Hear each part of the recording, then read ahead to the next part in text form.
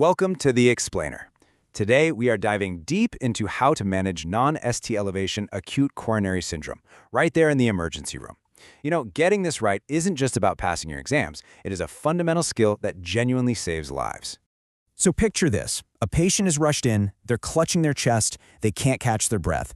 Your own heart probably starts beating a little faster, right? What do? Well, by the end of this explainer, you are going to confidently know exactly what to do and every step to take. So here's our game plan for today. We're going to walk through the exact path you'll take in a real-life situation, right from that first suspicion all the way through management.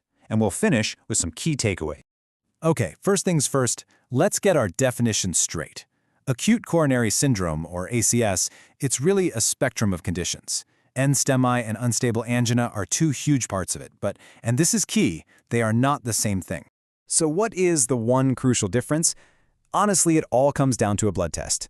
While both can look really similar, but the same symptoms, maybe even similar ECG changes, an NSTEMI means there's actual heart muscle damage. Some of the cells are dying. This releases a protein into the blood called troponin. Seeing that troponin level rise is the definitive proof you're dealing with an NSTEMI. All right, let's get back to the patient who's right in front of you. You've got to be able to spot the classic signs of ACS, and you've got to do it fast. So what are you looking for?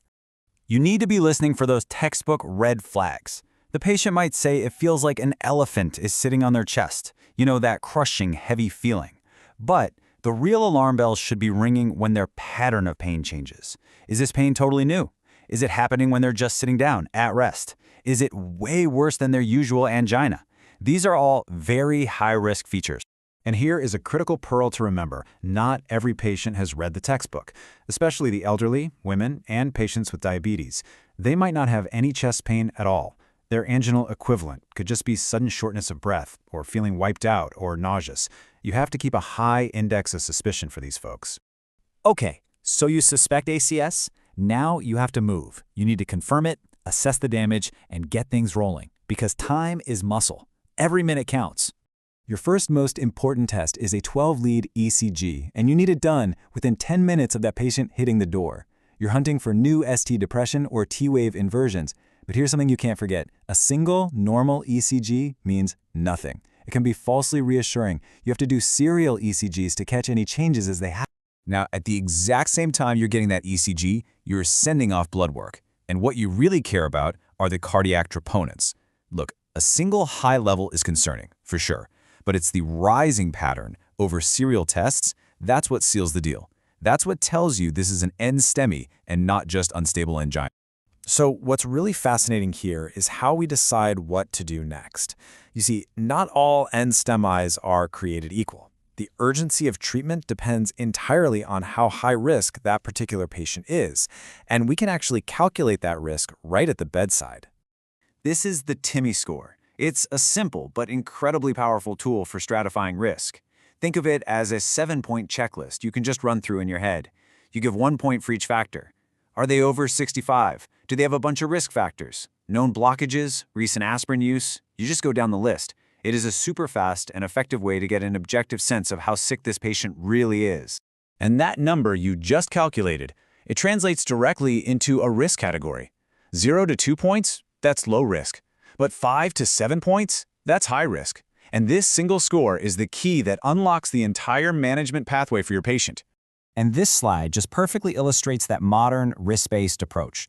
The very high-risk patients, we're talking about someone who's unstable, maybe in cardiogenic shock, they need to go to the cardiac cath lab for an angiogram, what we call a PCI, in under 2 hours. The high-risk patients, your TIMI scores of 5 to 7, they need that procedure within 24 hours. And for our low-risk folks, we've got a little more time to breathe and decide on the best strategy. So that brings us to the actual management plan. And remember, this is not a one-size-fits-all recipe. It is completely tailored to the risk level you just figured out using that TIMI score, and of course, your overall clinical judgment. For your high-risk patients, this is pretty much the standard opening cocktail of drugs. You're going to start them on dual antiplatelet therapy, or DAPT. That's usually aspirin plus another drug. You'll also start an anticoagulant, like heparin. You'll give them nitrates to help with the chest pain, and critically, you're making the call to get them to the cath lab for that PCI within 24 hours. Okay, now for your absolute sickest patients, the very high-risk ones. You do everything we just talked about, but you hit the accelerator. You might add more powerful IV antiplatelet drugs, and that trip to the cath lab, it becomes a true emergency. It has to happen within 2 hours. And this is so important to remember. The treatment doesn't end when the patient leaves your ER. To prevent this from happening again, patients are typically going to stay on that dual antiplatelet therapy for a full year. This is a massive part of their long-term survival. All right, let's wrap this up with some high-yield pearls. These are the little details that will keep your patients safe in the real world and are pretty much guaranteed to pop up on your exams. The drugs we use to break up clots are really powerful. And because they're powerful, they also carry a serious risk of bleeding. So it is just as important to know when not to give a drug as it is to know when to give it.